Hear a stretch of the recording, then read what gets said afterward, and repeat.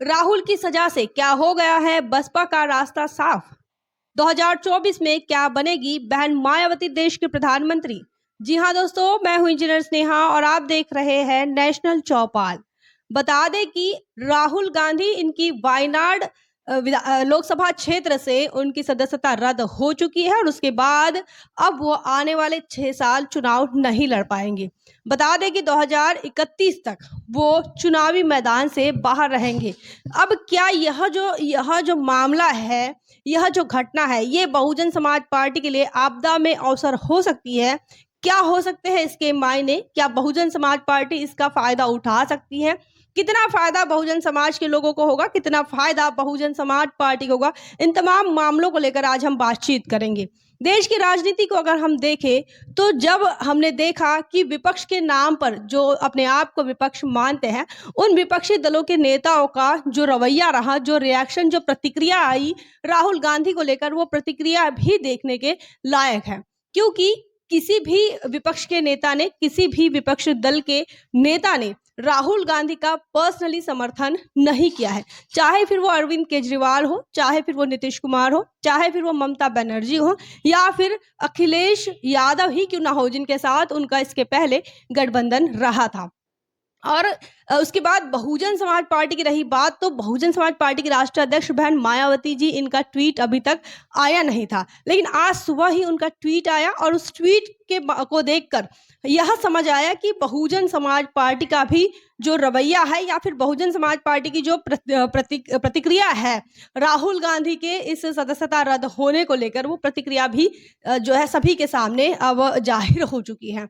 बता दें कि आपको इस मामले को लेकर बहुजन समाज पार्टी की ओर से, बहुजन समाज पार्टी के लोकसभा के सांसद जो है कुंवर दानिश अली, इन्होंने सबसे पहले प्रतिक्रिया दी थी और उन्होंने इस घटना को जो है, इस घटना को लेकर बताया कि ये मैं इस घटना से जो है स्तब्ध हो गया हूं। और उन्होंने आगे लिखा है कि और निसंदेह यह भारत में संवैधानिक स्वतंत्रता के ताबूत में आखिरी किल है। भगोड़े को भगोड़ा अथवा चोर को चोर कहना आज नए भारत में अपराध घोषित कर दिया गया है। उन्होंने राहुल गांधी को लेकर उनका जिक्र भी किया है और उनका जिक्र करते हुए उनकी जो सदस्यता रद्द हुई है उस पर उन्होंने जो है अपनी बड़ी प्रतिक्रिया दी थी। लेकिन वही जो प्रतिक्रिया है, उसी प्रकार की प्रतिक्रिया बहुजन समाज पार्टी की तरफ से नहीं आई है। ये बड़ी बात है। इतना ही नहीं, आपको बता दें कि अखिलेश यादव, इन्होंने भी ट्वीट किया और प्रतिक्रिया दी थी इस घटना को लेकर। तो उन्होंने क्या कहा था? तो राहुल गांधी को लेकर जो अखिलेश यादव ने अपने ट्विटर हैंडल से यह लिखा था कि संसद की सदस्यता के अपहरण से राजनीतिक चुनौती खत्म नहीं हो जाती। सबसे बड़े आंदोलन संसद नहीं है, सड़क पर लड़कर जीते गए हैं। तो उनका यह कहना है कि सदन में बैठना या फिर संसद में जाना यह बड़ा आंदोलन नहीं है, सड़क पर लड़ना उनके लिए बड़ा आंदोलन है। उन्होंने आगे लिखा है कि जिन महोदय ने मानहानि का दावा किया है, दरअसल यह उन्हें अपने उन लोगों पर करना चाहिए था जो अपने देश को धोखा देकर विदेश भाग गए, जिससे उनके नाम मान की हानि पहुंची है। उन्होंने अप्रत्यक्ष रूप से इस बात को लेकर कही है। वही राहुल गांधी के लिए ऐसा कुछ खुला समर्थन उनकी तरफ से नहीं दिख रहा है। अखिलेश यादव, इन्होंने उस मामले का जिक्र किया है जिस मामले को लेकर राहुल गांधी पर जो है सूरत की जो कोर्ट ने अपना फैसला सुनाया है, उसको लेकर उन्होंने यह कमेंट किया है और उन्होंने यह ट्वीट किया है। लेकिन ऐसा पर्सनल तौर पर, व्यक्तिगत तौर पर ना ही उनकी पार्टी का राहुल गांधी का और ना ही उनकी पार्टी कांग्रेस का उन्होंने समर्थन किया है। वह रही बात दिल्ली के मुख्यमंत्री अरविंद केजरीवाल की, तो अरविंद केजरीवाल, इन्होंने भी अभी तक राहुल गांधी को जो है उनका जिक्र नहीं किया। अपने ट्विटर हैंडल से उन्होंने क्या लिखा है आपको बता दें। उन्होंने लिखा है कि आज देश में जो चल रहा है बहुत खतरनाक है। विपक्ष को खत्म करके ये लोग वन नेशन वन पार्टी का माहौल बनाना चाहते हैं। इसी को तानाशाही कहते हैं। मेरी देशवासियों से अपील है कि हमें मिलकर आगे आना होगा, जनतंत्र बचाना है, देश बचा रहे हैं। उन्होंने इस घटना को तानाशाही का नाम दिया है, लेकिन उन्होंने सीधा सीधा जो वार है वो प्रधानमंत्री पर किया है, सीधा सीधा केंद्र सरकार पर किया है और उन्होंने विपक्ष की जिम्मेदारी भी बताई है। विपक्ष को खत्म करने की बात को लेकर उन्होंने केंद्र सरकार को घेरा है, कहा है कि वन नेशन वन पार्टी वाला माहौल यहाँ पर बनाया जा रहा है। और उन्होंने ये भी कहा है कि हमें जनतंत्र को बचाना है, हमें देश को बचाना है। इससे यह जाहिर होता है कि उन्हें लगता है कि राहुल गांधी की सदस्यता रद्द होना या फिर 2031 तक राहुल गांधी जो है वो चुनावी मैदान में नहीं होना, मतलब कि कमजोर विपक्ष के लिए, विपक्ष का ही यह एक परिचय है। आने वाले समय में विपक्ष जो है वो कमजोर होगा और नेता नहीं है, तो इसीलिए उन्हें लग रहा है कि जगह खाली हो गई है और हम जो है वो विपक्ष का चेहरा बन सकते हैं। मतलब अरविंद केजरीवाल को लगता है कि वो ही विपक्ष का चेहरा बन सकते हैं और आने वाले समय में वो भी प्रधानमंत्री के रेस में रहेंगे। इस ट्वीट से यही सिद्ध होता है, यही देखने को लगता है, देखने पर यही लगता है। आगे बता दें कि ममता बनर्जी जो पश्चिम बंगाल के अंदर मुख्यमंत्री रही, उन्होंने भी अपने ट्विटर हैंडल से उन्होंने भी इस घटना का जो है जिक्र किया है। लेकिन उन्होंने क्या लिखा है आपको बता दें। उन्होंने लिखा है कि प्रधानमंत्री मोदी के न्यू इंडिया में बीजेपी के निशाने पर विपक्षी नेता है, जबकि आपराधिक पृष्ठभूमि वाले भाजपा नेताओं को मंत्रिमंडल में शामिल किया जाता है। विपक्षी नेताओं को उनके भाषणों के लिए अयोग्य ठहराया जाता है। आज हमने अपने संवैधानिक लोकतंत्र के लिए एक नया निम्न स्तर देखा।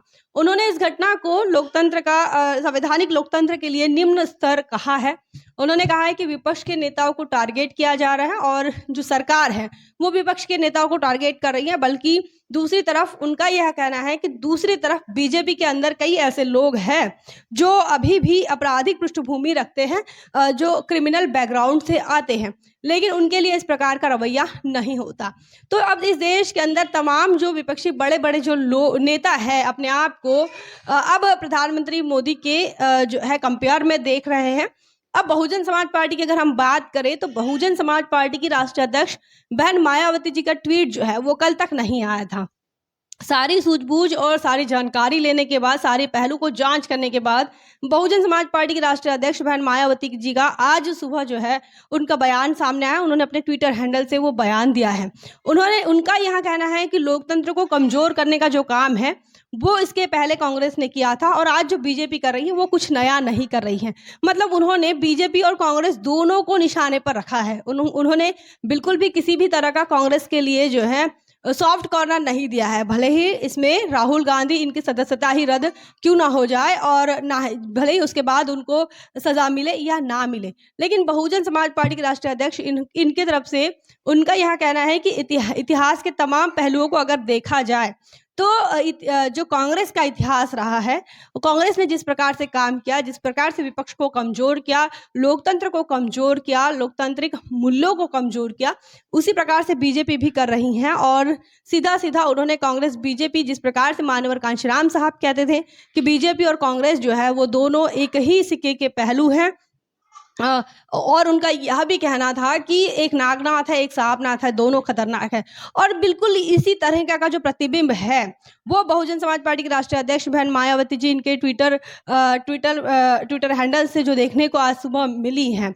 अब रही बात देश के अंदर राहुल गांधी नहीं तो कौन, ये भी सवाल उठ रहा है कि राहुल गांधी नहीं तो कौन, क्योंकि माहौल बनाया जा रहा था जिस प्रकार से भारत जोड़ो यात्रा चल रही थी, तो मोदी के वर्सेस में राहुल गांधी को देखा जा रहा था और मीडिया में कई जगहों पर ऐसा प्रचार किया भी जा रहा था, प्रचारित किया जा रहा था कि राहुल गांधी जो है वो विपक्ष का बड़ा चेहरा हो सकते, भले ही उनसे ज़्यादा अनुभवी जो लोग हैं, उनसे बड़े बड़े अनुभवी भारत के अंदर अलग अलग राज्यों में नेता हैं, अलग अलग राज्यों में कई बार मुख्यमंत्री रहे हुए लोग हैं, चाहे फिर वो ममता बनर्जी क्यों ना हो, चाहे फिर वो बहुजन समाज पार्टी के राष्ट्रीय अध्यक्ष बहन मायावती क्यों ना हो। लेकिन यहाँ देश की राजनीति में शुरू से जो मामला रहा है कि BJP Congress, Congress BJP, BJP Congress, और फिर परिस्थितियों के माध्यम से कुछ अलग अलग प्रधानमंत्री जो परिस्थितियों ने दिए वो अलग बात है, लेकिन जो स्क्रिप्टेड रहा वो कांग्रेस और बीजेपी इनके ही पल्ले में जो है वो सत्ता झूलती रही है, कभी इनके पास कभी इनके पास।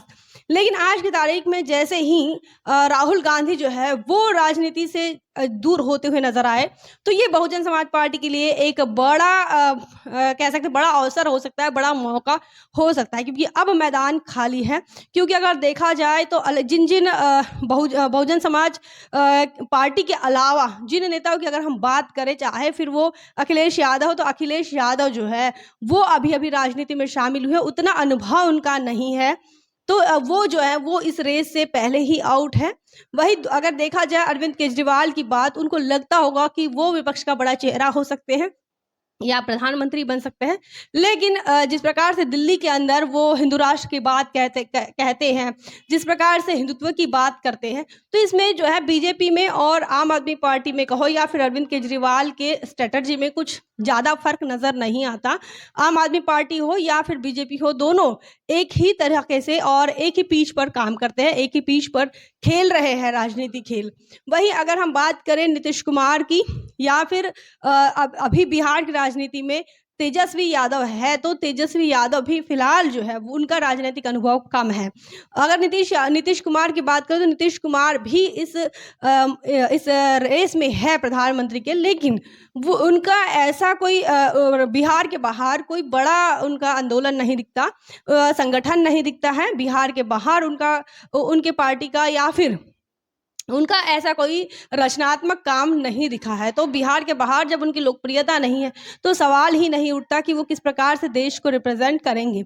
रही बात ममता बनर्जी की, तो ममता बनर्जी में भी वो चीज़ नहीं है, क्योंकि उनके इसमें भाषाओं की दिक्कत है, विचारधारा की दिक्कत है, और हालांकि वो जो है कभी कांग्रेस और बीजेपी दोनों की विचारधारा से हमेशा सहमत ही रही हैं, हिंदुत्व की विचारधारा से ही सहमत रही हैं। और अब और अलग अगर हम बात करते हैं कि नॉर्थ इंडिया से लेकर साउथ तक, तो साउथ के अंदर भी अभी बहुजन समाज पार्टी जो है वो अपनी पकड़ बना रही हैं। तेलंगाना में कई बार हमको यह देखने को मिल रहा है कि तेलंगाना के अंदर बहुजन समाज पार्टी का जो संगठन है वो जोरों शोरों से, और वो आज से नहीं है, माननीय कांचीराम साहब के समय से तेलंगाना के अंदर बहुजन समाज पार्टी, तेलंगाना में कहो, तमिलनाडु में कहो, कर्नाटका में कहो, इन तमाम जगहों पर बहुजन समाज पार्टी का अपना वोट बैंक रहा है, और बहुजन समाज पार्टी यहाँ पर जो है अपने विधायक जीतने में भी कामयाब हुई है। वहीं राजस्थान की बात करें, मध्य प्रदेश की बात करें, तो यहाँ पर भी बहुजन समाज पार्टी ने सफलता हासिल की है। छत्तीसगढ़ में बहुजन समाज पार्टी ने सफलता हासिल की है। तो ऐसे में पूरे देश के अंदर जो ऑर्गेनाइजेशनल स्ट्रक्चर है वो बहुजन समाज पार्टी के पास है, और ये जो मौका आया है कि अब केंद्र सरकार को अगर देखा जाए तो आने वाले जो लोकसभा के चुनाव होंगे, तो बीजेपी को रोकने के लिए अगर कौन सक्षम है, कौन ताकतवर है, तो वो ताकत जो है वो बहुजन समाज पार्टी दिखा सकती है, क्योंकि बहुजन समाज पार्टी बीजेपी को रोक सकती है आइडियोलॉजिकल लेवल पर, और राजनीतिक स्तर पर भी रोक सकती है, विचारधारा के स्तर पर भी रोक सकती है, और राजनीतिक स्तर पर भी रोक सकती है। उतनी ताकत जो है वो बहुजन समाज पार्टी रखती है। अब रही बात यह है कि देखना क्या है कि आने वाले समय में क्या बहुजन समाज पार्टी इस मौके का जो है वो इस मौके को सुनहरा बना पाती है, इस मौके का फायदा उठा पाती है, या फिर किस प्रकार से उठाती है। ये तमाम चीजें जो है वो देखने के लिए दिलचस्प होगी। फिलहाल जो है इस संदर्भ में आपका क्या ख्याल है, आप क्या सोचते हैं, कमेंट सेक्शन में जरूर बताएं। बने रहे नेशनल चौपाल पर। जय भीम, जय भारत। बहुजन विचारधारा को घर घर तक पहुंचाने के लिए हमारे YouTube चैनल को सब्सक्राइब करें, लाइक करें, कमेंट करें, शेयर करें और बेल आइकन की घंटी दबाना ना भूलें।